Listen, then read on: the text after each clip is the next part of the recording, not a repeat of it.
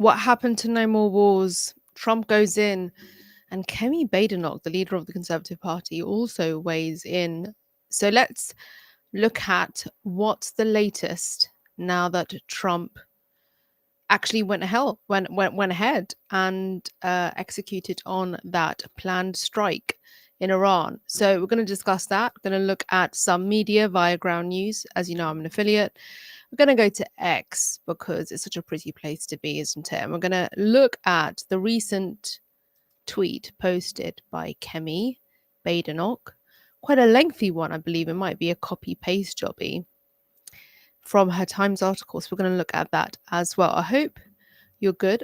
It would be wonderful to hear from you in the comment section and welcome new subs. Let's get straight to this story now that the live is appropriately set up. So Trump administration briefed top Republicans before Iran strikes, but not Democrats. So this is a summary from Ground News. Then we're going to go to a story. President Donald Trump and his team were in contact with top congressional Republicans before his strikes on Iranian nuclear facilities, but top Democrats were not told of his plans until after the bombs had dropped, according to multiple people familiar with the plans. Now, the top two Republicans in Congress, House Speaker Mike Johnson and Senate Majority Leader John Thune, were both notified of the US strikes on Iranian nuclear facilities ahead of time, according to multiple GOP sources. So let's go to this piece. It's published by KTVZ or Z21. And on my Ground News summary is quite high in terms of factuality. I'll just have another check of whereabout it sits on the political spectrum. It's quite center. So let's have a look. So the headline reads, Trump administration briefed top Republicans before Iran strikes, but not Democrats. Okay, let's have a look at this then. Hope you're good. If you haven't already liked the live and joined the channel, then please do consider doing so. And if it's really hot where you are, then my condolences. So here we have it by Sarah Ferris and Morgan Rimmer. CNN. So this is CNN. President Donald Trump and his team were in contact with top congressional Republicans before his strikes on Iranian nuclear facilities, but top Democrats were not told of his plans until after the bombs had dropped, according to multiple people familiar with the plans. The top two Republicans in Congress, House Speaker Mike Johnson and Senate Majority Leader John Thune, were both notified of the US strikes on Iranian nuclear facilities ahead of time, according to multiple GOP sources. But Senate Minority Leader Chuck Schumer and House Minority Leader Hakeem Jeffries received notifications shortly before the public announcement and after the attack itself. People familiar with the notification said, Senator Mark Warner and Representative Jim Himes, what's up, Cat001? Jim Himes are top Democrats on the Senate and House Intelligence Committees, were similarly not told until after the strikes had occurred, sources said. Reaction to the strikes has so far broken along predictable partisan lines.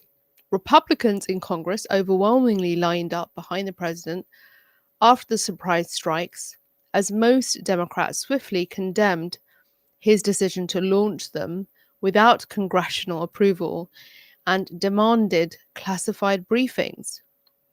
Johnson and Thune both made clear within minutes that they would stand by Trump, followed by dozens of GOP lawmakers who posted their support. It's a bit of an odd way to go about it, right? That's putting it mildly. It's an odd way to go about it. It's like, I decided a second before I decided to do it, and I WhatsApped you, and it's fine. And after some complaints, thou, or was it dost thou protest? Thou dost protest too much. Anyway, they probably protested a little bit and then were told, right, you need to support this. Leaders in Congress. Leaders in Congress were aware of the urgency of the situation, and the commander in chief evaluated that the imminent danger outweighed the time it would take for Congress to act. Cat 001, insanity is the word. Johnson wrote on X, defending Trump's decision to move unilaterally. The president fully respects the Article 1 power of Congress. Yeah, it didn't go about it, but okay. How he's supposed to, but okay. And tonight's necessary, limited, and targeted strike. Tonight's necessary, limited, and targeted strike follows the history and tradition of similar military actions under presidents of both parties. So what? You're going to claim that there's a precedent for this kind of thing, so it's okay.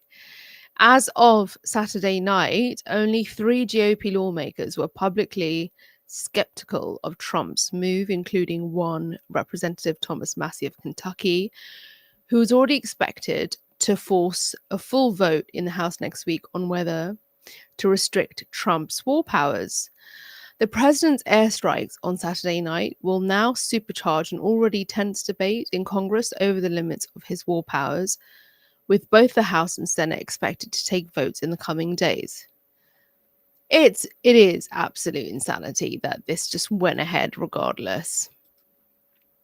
And then it's like after the fact, oh, we'll go about it now, like just to kind of tick the box. What's the point? Warner railed on the Trump administration's decision to strike Iran without consulting Congress, without a clear strategy, without regard to the consistent conclusions of the intelligence community. And who is the intelligence community? And what sway do they have, right? And without explaining to the American people what's at stake. I'm rolling my eyes, but I'm not going to show you my eyes because what's the point? It's triggering. The American people deserve more than vague rhetoric and unilateral decisions that could set off a wider war.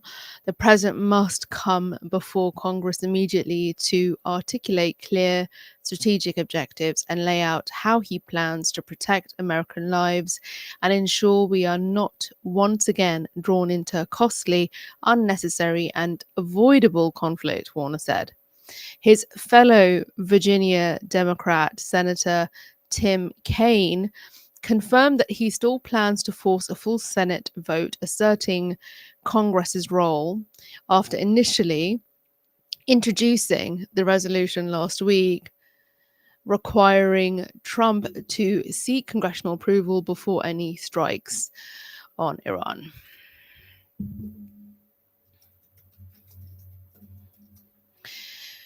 I had to change the title because the keywords just weren't keywording, just wasn't giving keywords.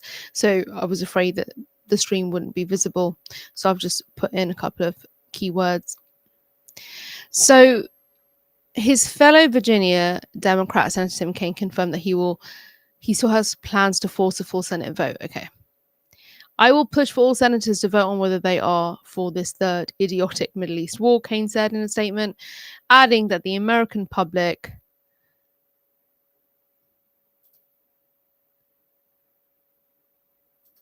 sorry guys, I think YouTube might have no? Are we good? I got a notification. I thought there was an issue. Okay, so the quote here from Kaine is, I'll push for all senators to vote on whether they are for this third idiotic Middle East war. Kaine said in a statement, adding that the American public remains opposed to US involvement in the conflict. Massie, the Kentucky Republican who is leading the push in the House, said simply in response to Trump's airstrikes announcement, this is not constitutional. Is Thomas Massie the dude that Candace Owens absolutely loves and would want? Thanks for letting me know, Cat 001, that is all good. Is Thomas Massie the one that Candace Owens wants to run for president? Democrats are also likely to press the White House on its decision not to inform their top officials until after the strike was carried out. Democrats on the Gang of Eight, which includes the congressional leaders from each party and the chairs and ranking members of the House and Senate Intelligence Committee, typically would be briefed before a significant US military engagement. A White House official said the administration made calls to some members of Congress before the strikes as a courtesy heads up. As a courtesy heads up. Okay, so instead of doing things by the book, let's just give a courtesy heads up, and that should be just fine. That should suffice. But did not address the partisan breakdown of who was notified. In the aftermath of the strike, many Democrats released statements criticizing Trump for going ahead with the strikes without congressional approval, with Illinois Representative Sean Casten calling it an impeachable offense. Independent Senator Bernie Sanders of Vermont declared the action grossly unconstitutional, while Jeffries warned that US troops in the region could face retaliation from Iran, as he demanded immediate classified briefings for lawmakers. Yep. Donald Trump promised to bring peace to the Middle East. He has failed to deliver on that promise. The risk of war has now dramatically increased, and I pray for the safety of our troops in the region who have been put in harm's way, the New York Democrat said. President Trump miled the country about his intentions, failed to seek congressional authorization for the use of military force, and risks American entanglement in a potentially disastrous war in the Middle East. As of Saturday night, Pennsylvania Senator John Fetterman was the sole congressional Democrat to praise the strikes, posting on X, "As I've long maintained," he says, "this was a correct move by POTUS. Iran is the world's leading sponsor of terrorism and cannot have nuclear capabilities. I'm grateful for and salute the finest military in the world. Lord have mercy." Whilst most House and Senate Republicans were quick to support the strikes as the right decision or the correct move, a small number of House conservatives warned that the strikes required congressional approval. Representative Warren Davidson, thanks for the comments. I'll just continue reading. I'm getting distracted. But you can have a look at the comments for some additional intel. Representative Warren Davidson, an ex-Army Ranger who's previously accused Congress of having seemingly surrendered its power over war post 9/11, raised questions about Trump's authorities. While President Trump's decision may prove just, it's hard to conceive a rationale that is constitutional. I look forward to his remarks tonight, the Ohio Republican wrote on X.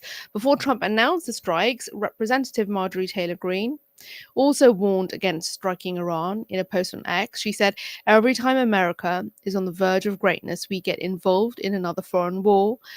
There would not be bombs falling on the people of Israel if Netanyahu had not dropped bombs on the people of Iran first.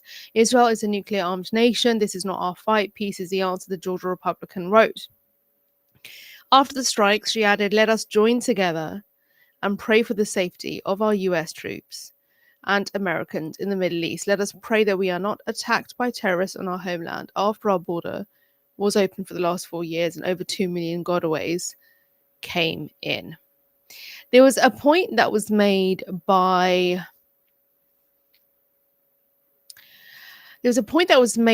some commentary this morning that I tuned into about the kind of longer risk and how taking action like this wouldn't radicalize anti-West sentiment even further.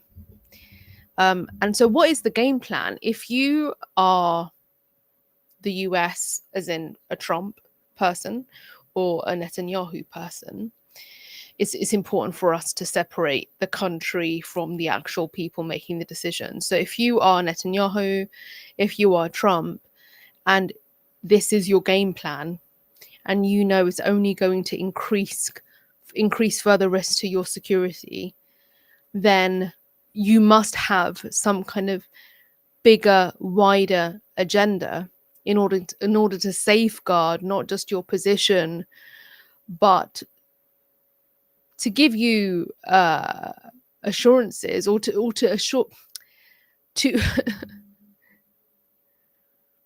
to not wipe yourselves out entirely. So if you're going to continue to do this kind of thing, then you must know that the steps you're going to be taking over the coming weeks and months and years are going to secure your position. And so if there are steps like that, what are they? We can all piece together information, whether you think that they are from conspiracy theories or from reliable strategic forecasting. In order for you to protect your sphere in the world, you have to strengthen it. So how are they strengthening their sphere in the world and in the current system? If you're going to put yourself at risk, then what are you doing to strengthen your position and your realm, if you like?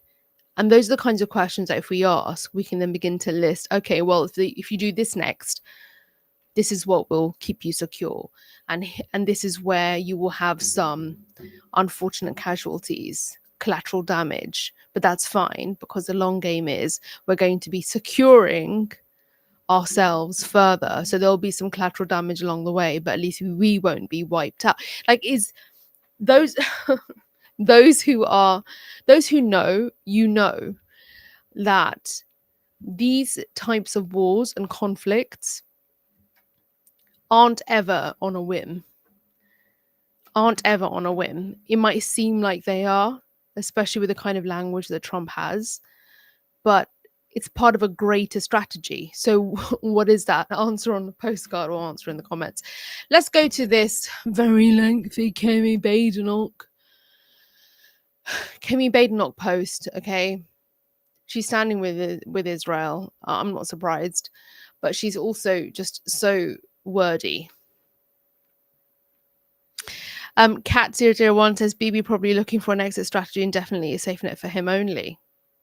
And if that's the case, then what is the strategic benefit for Trump or anyone else?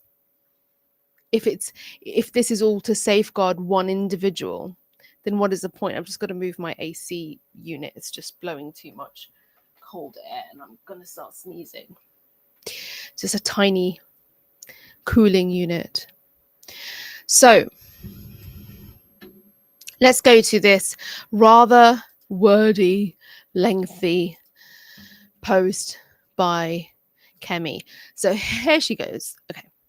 I know in the past I've been a teeny bit complimentary about Kemi Badenoch in the sense that she applies, I thought she applied sort of kind of a logic that a lot of politicians don't. But she's doing it in a, I would say, very preferential way. She's applying the logic to suit the ends of one realm, let's just say, okay, of thought. So that's what my sort of issue with her is. So let's go. She says, too many politicians treat the world like a student union, abstract, simplistic, and completely disconnected from reality. She says the world is not a debating club. It is a dangerous place where power matters, where democracy is fragile and where enemies don't play by the rules. I'm rolling my eyes. That's why we need to be clear, she says, supporting Israel is not just right.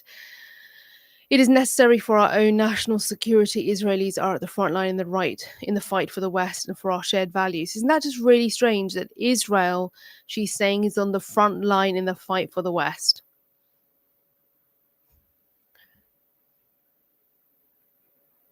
If that was the case, then shouldn't we all have some kind of regular kind of reminders of who's fighting for us on the front line for the whole entire region in the West? Shouldn't we have that woven into our Queen's speech or King's speech? And shouldn't it kind of be part of our anthem? And shouldn't it be sung when there's a football match? because a lot of us will say, "Oh, really?" Like in a facetious way, really. That's news to us that they are the ones. So she continues. Gosh, I'm going to be here a while if I'm going to take this long. She continues, says, first, Iran is a direct threat to the UK and has been for years.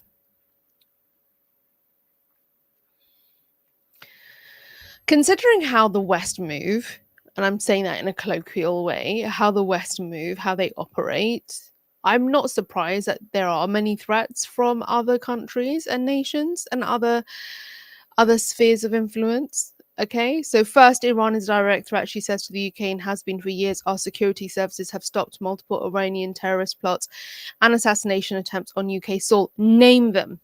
Oh my gosh, I sound like that awful person from the Real Housewives of Beverly Hills. What's her name? She's like, every time she gets into debate and a discussion with somebody, she just starts saying, name them, name them, and name them.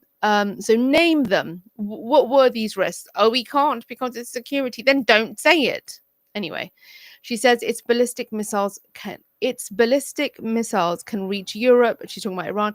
We should support any ally that seeks to damage Iran's nuclear program and eliminate the threat posed by the terror exporting Revolutionary Guards. Anti-British sentiment is almost as central to the Ayatollah's deranged ideology as their obsessive hatred of Israel and the United States. They use the term Little Satan interchangeably to refer to both the UK and Israel.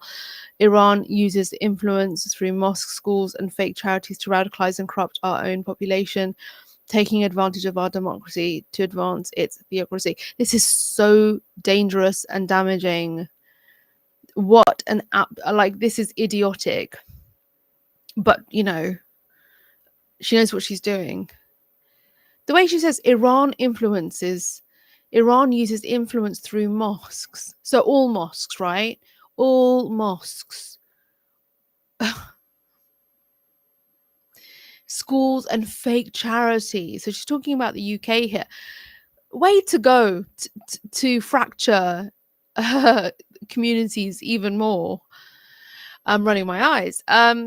She says, second, Iran and Israel are not moral equivalents. Israel is a vibrant democracy. I'm so fed up of hearing about democracy. It's kind of used as a way to remove any sovereignty of a nation if they don't have the same democratic system or have the appearance of democracy. So as soon as they want to justify something, this democracy, quote unquote, democracy label is then peddled, and it removes all sovereignty, all agency from that country. So therefore they're fair game because they're not a democracy or they don't have the same democratic model, right? So she says, spouting more BS. Israel is a vibrant democracy that protects women and minorities and encourages them to vote, speak, and dissent. In Iran, women are brutalized by theocratic dictatorship. So what? Bomb them? Like, their ability to travel and work is restricted. They are beaten for showing their hair, tortured for asking questions, executed for demanding freedom. So what's going on in a so-called regime is justification to wipe out innocent citizens. Fair. I can totally get that. Like, totally get that. This argument that people are making is what? So first you had a human shield argument, and now you're going to have the argument that the regime was so oppressive that it was important for us to wipe out the oppressed because they were used as what? Like, what? Anyway, just Serena, just chill because you've got to get through this entire BS. And so are there any other countries that restrict their citizens? And if so, name them. Name them. Any others who you are quite tight with in that region? Anyone who can't see the difference between liberal democracy and a terrorist regime needs to spend less time on social media and more time understanding reality. Yet there's an entire monologue thesis that she's posted on social media. I ain't got time for you now. Like, I don't know why. Like, I think before she started spouting all these kinds of like positions, I thought, yeah, Tory party, not that fond of them. But as a systems thinker, and because she comes from that background, I thought, yeah, there's going to be some logic here. She kept banging on about first principles. But if this is what you're going to get, like, oh, allow it. Only because I feel like I deliberately try and check my own assumptions, that whole reflexivity thing, right? And I don't like getting into ideology. I don't like getting into any ism. I like to just look at the ideas. I don't want to align myself with any kind of a framework of ideas, only because I feel as if I would be in the kind of a space of easily getting swept up by a code or by a cult, an online cult, because sometimes it feels like a lot of these political parties and their following behave like, behave in cultish ways.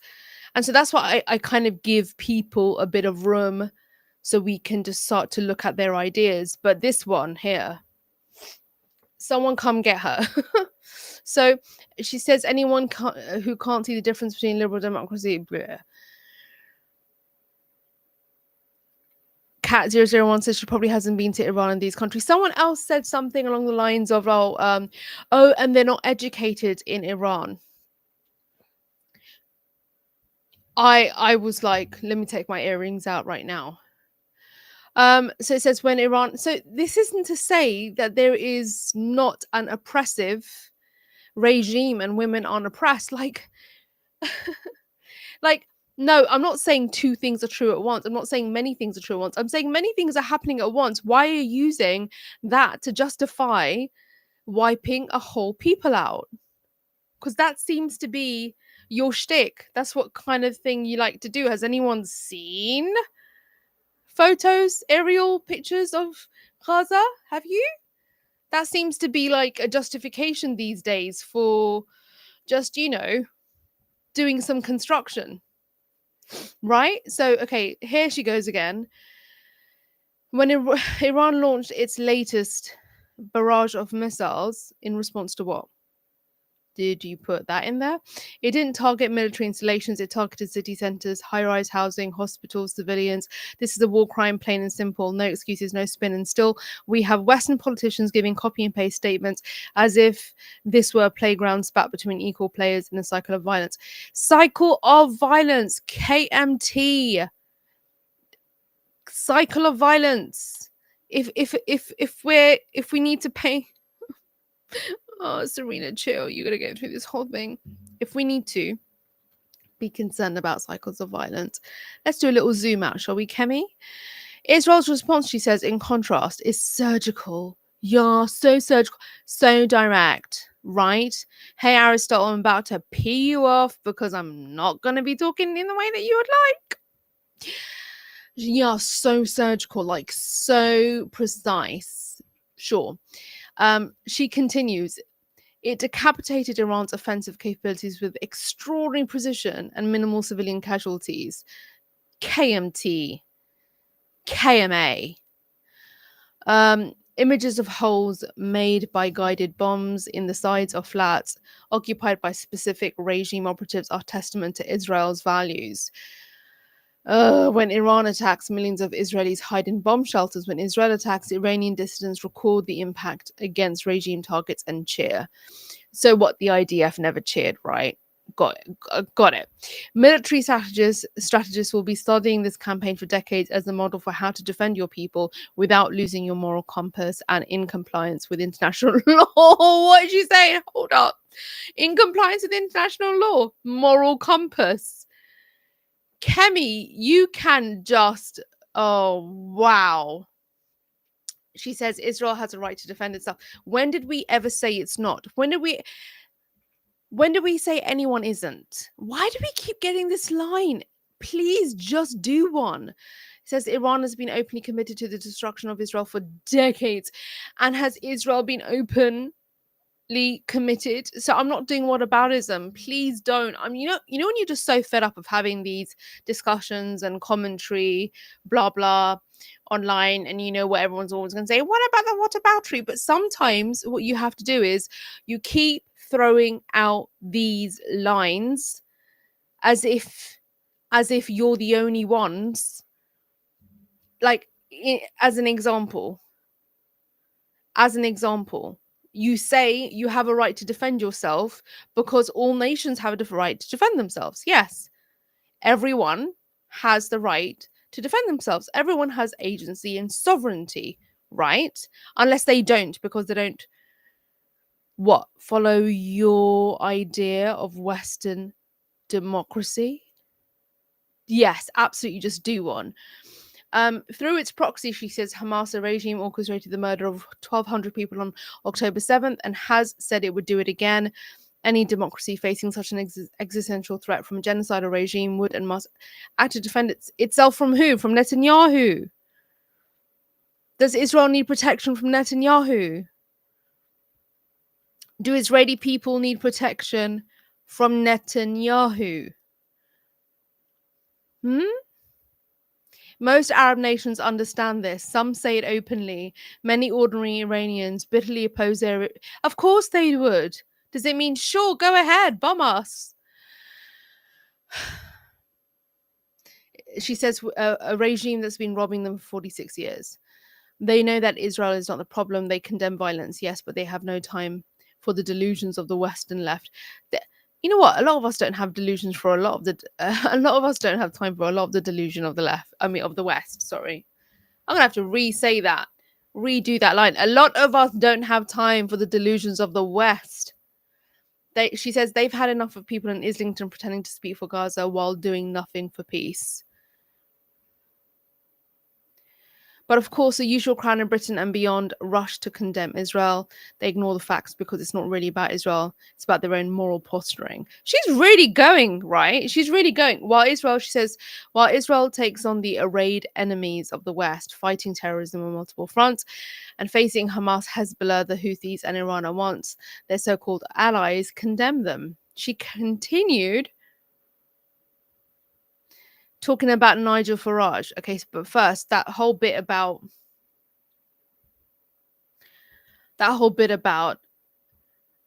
Israel taking on the arrayed enemies of the West.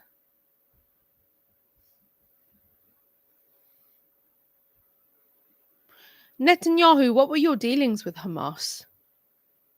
Could you please talk a little bit about them? What were your dealings with Hamas? One of the arrayed enemies. When she says, of course, I'm just so fed up, right? The usual crowd in Britain and beyond rush to condemn, they ignore the facts. Well, that's a fact. She has a BA in gaslighting. It says Cat001. Well, what's a fact? The fact, what were the discussions and the dealings that Netanyahu had with Hamas for a period of time? Let's discuss those facts. She continues with Nigel Farage, warned that Israel is running out of friends while sharing discredited Hamas death toll figures to show why the international community struggles. The SNP and Liberal Democrats offered vague, hand-wringing commentary with zero understanding of the world we live in, but we are up against ideologues armed with drones, not to dinner party dilemmas. Who are the ideologues armed with drones? Aristotle, are you still there? Are you having a hissy fit? Are you hyperventilating? Are you good listening to Tay-Tay? Because you can't deal with this. Most egregious of all, she says, is the weak and morally deficient Labour government continually singling out Israel for punishment for daring to exercise its right to self-defense. There it goes again. There's another line for self-defense. So in your world,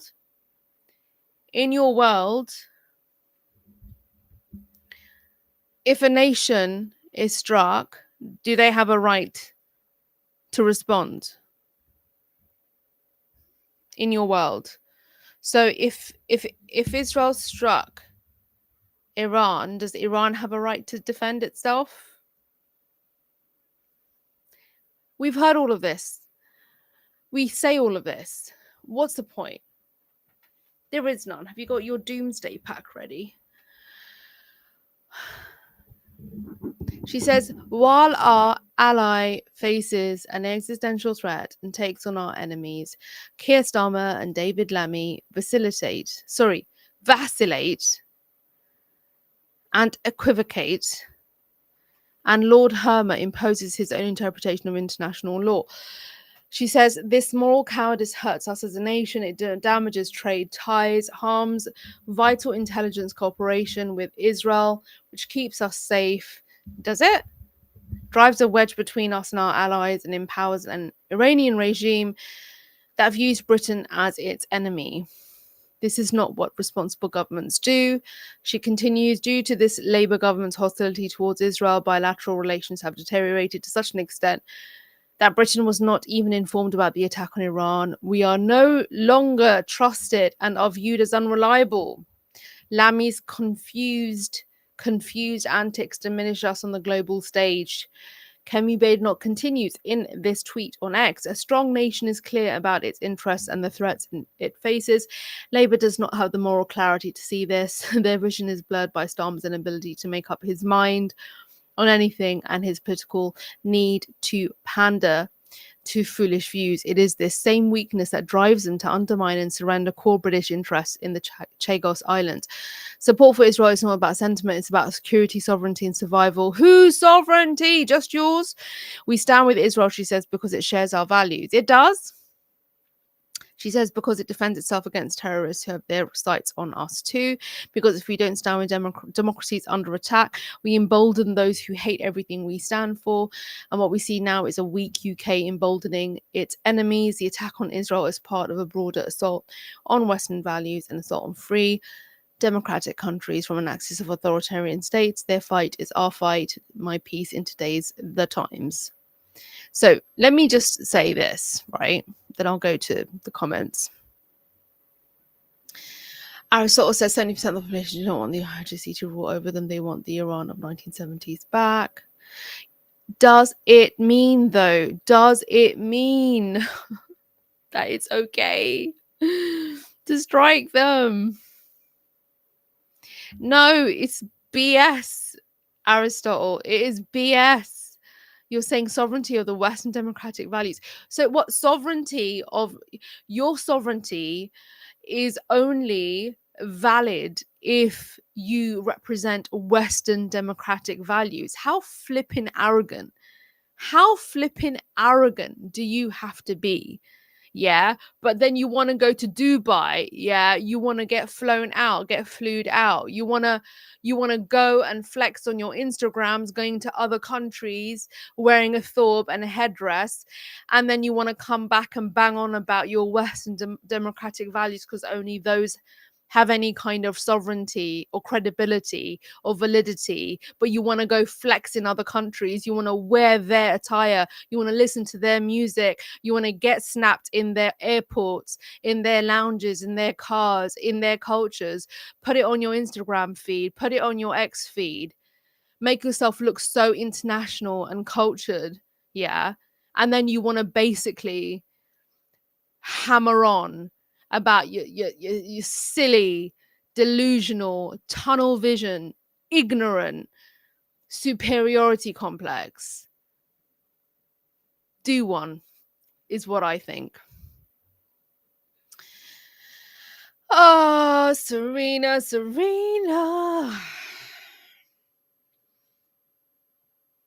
Yeah, I think you might have like wiped me out. Yeah.